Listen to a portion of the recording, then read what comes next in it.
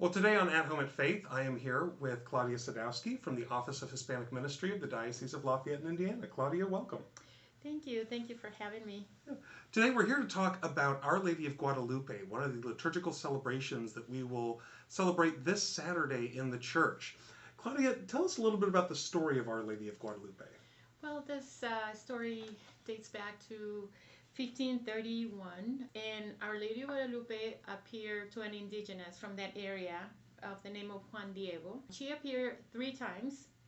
So the first apparition happened on a Saturday morning. Juan Diego was on his way to church, and then he just saw on top of the hill this beautiful light that he thought it was just a sun coming up, but it was just became brighter and brighter. He realized that Our Lady of Guadalupe was calling for him. She was calling his name. So he went to her, and he couldn't believe in himself, like what was happening. And so she talked to him, and she said that she was very interested on having a shrine built there. She wanted for the people to have a place where they can go and worship God, and then she was going to be there to support that and to be with them. So she asked him to please go and talk to the bishop and tell him that I want a shrine built here. And so he didn't know what to do with that information. First of all, he didn't even feel worthy of receiving that information and the whole experience. But nevertheless, he followed her directions, and so he went and talked to the bishop. He explained all this that happened to the bishop. Of course, he just thought it was something almost unbelievable. And not only that, but it was coming from an indigenous voice, and at that time, so it was a big difference between believing someone like him and someone else that he would trust and he would know. So he said, no, absolutely not. I'm not doing any of that. This is nonsense. No. So he went back and told Our Lady of Guadalupe. He went back to the hill in El Tepeyac, and she appeared again. So he explained everything that happened, and he said, you might want to send someone else, someone noble, someone who has a title, someone who has a last name that is well known, because she doesn't believe me, and I don't think this is going to happen. And so she always used these loving words to him, and in his indigenous language also, just telling him, yes, I do know I have a lot of choices of different people that I can send, but I chose you to go in and deliver the message. So make sure you go back and you talk to the bishop. So this happened again. He went through the whole process, and the bishop said, absolutely not. I need to have some sort of sign or proof of some sort. One day I went back, talked to Our Lady of Guadalupe, and she said, okay, fine. Make sure you go to the top of the hill tomorrow morning and pick up all the flowers that you see and bring them back to me. He did that very thing. Went over there, gathered the flowers, and his tilma, which is part of an indigenous outfit. And so he gathered all the flowers, went back to Our Lady of Guadalupe. She blessed them, and she said, make sure you do not tell anybody about this. Do not show anybody until you see the bishop. By this time, it was hard, even harder for him to see the bishop, because they already have guards and everyone preventing him from seeing the bishop. But the bishop heard that he was waiting there for a long time, so his heart just felt bad, and he said, yes, make sure you come here. I heard that you have something for me.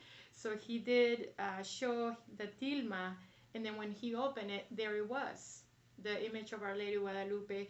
So, and they still keep that. Tilma is in Our Lady of Guadalupe shrine in Mexico City.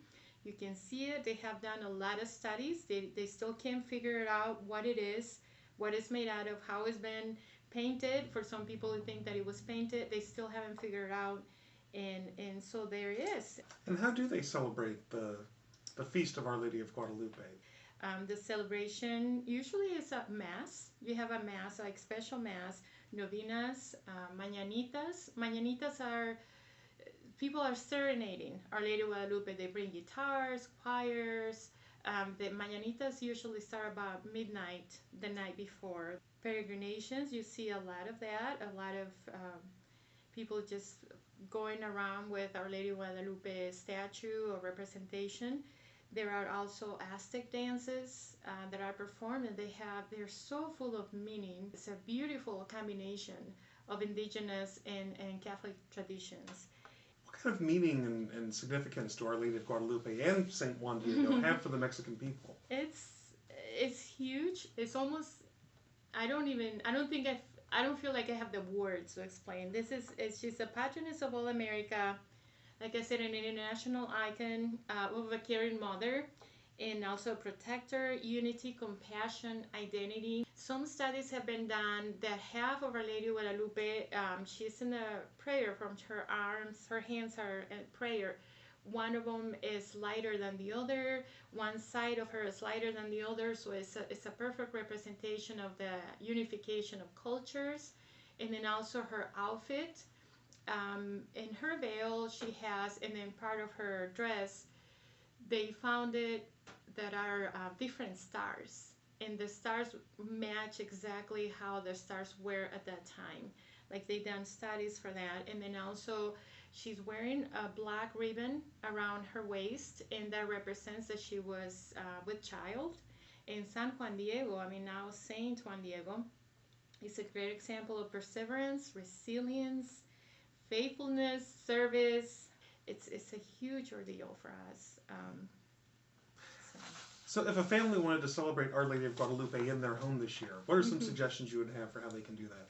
I was thinking about that, and it was not just an easy, idea to come up with, because I grew up with that. I was born with the traditions, and I grew up with that, and I'm thinking, if I were someone who had no idea, never heard of Our Lady of Guadalupe before, or just heard but nothing, how can I represent that? And I think because of the flowers that Juan Diego picked up on the top of the hill, they were flowers that were not in season, and they're always related to red roses. So I will decorate the house, or just to have, a bouquet of red roses. Also to have a Mexican meal, anything that has corn, because at that time, it's always been, corn is one of our basic nutrition foods from Mexico, but just having tamales. You can see tamales pretty much everywhere anymore. You can make them, but they're very time consuming, and not everyone can make them, but you can buy them anymore. So just buy tamales, and I also have ponche. I think ponche will be a great idea. I used to do this with my students at the college. We put together just a big, we're boiling water with cinnamon and piloncillo. Piloncillo is some sort of like brown sugar, but it's like really compacted. And then just throw fruits in there: sugar cane, apples, tangerines, tejocotes. There's so many different specific fruits, and you just boil that, and that's some sort of tea that you can just kind of drink the rest of the evening, or through the day. And then also aguinaldos. Aguinaldos are veggies with candy. Usually it's a mix of candy, the original ones, or at least when I was little, I remember like animal crackers. They used to have sugar cane little pieces, and an orange, and just candy, like hard candy. Everything was there, and just like the pretty little veggies. But most of all, I will encourage everyone to pray a rosary that day, and intentionally pray for those who are underrepresented in our society, whoever they might be. So. Good. Well, thank you for sharing a little bit about Our Lady of Guadalupe with us today. I appreciate it. Thank you for having me. Here are some discussion questions for you and your family this week. How is your family called to trust in God's message? What do you think it means that Mary appeared to St. Juan Diego in the form of a native woman? Scholars and scientists have not been able to come to a conclusion about how the image of Our Lady of Guadalupe appeared on St. Juan Diego's tilma. Why do you think God acts in such mysterious ways? And here's a challenge for you and your family this week.